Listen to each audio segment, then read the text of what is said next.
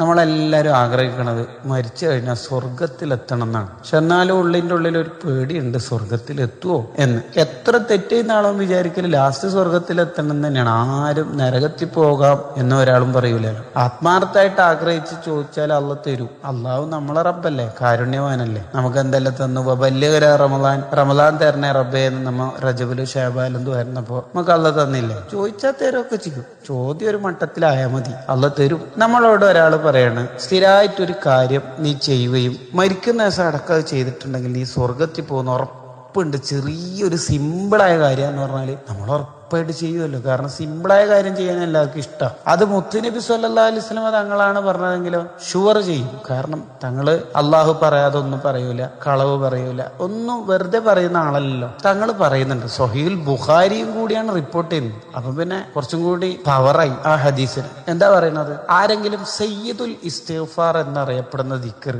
അല്ലാഹുമ്മ അൻത റബ്ബി ലാ ഇലാഹ ഇല്ലാ അൻത ഖലഖ്തനി എന്ന് തുടങ്ങുന്ന ദിക്ർ ഒരാള് രാവിലെ ചൊല്ലിയാല് മഗ്‌രിബിന് മുമ്പ് അയാൾ മരിച്ചാൽ എന്ന് പറഞ്ഞാൽ ആ പകലിൽ അയാൾ മരിച്ചാൽ സ്വർഗ്ഗം ഉറപ്പാണ്.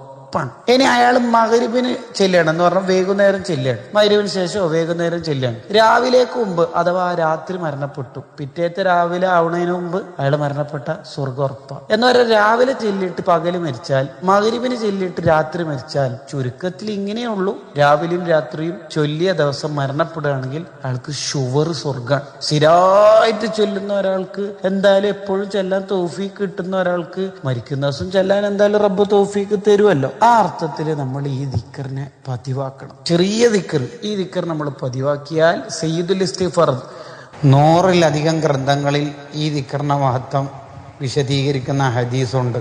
ഈ ഇസ്തിഗ്ഫാറിനെ പതിവാക്കുന്നവരിൽ നമുക്ക് ഉൾപ്പെടാൻ കഴിയണം. വളരെ സിമ്പിൾ, ഒരു അരമിനിറ്റ് തികച്ചും വേണ്ട. ഈ ദിക്റിനെ രാവിലെയും വൈകുന്നേരം ഓരോ തവണ നമ്മൾ ചൊല്ലണം.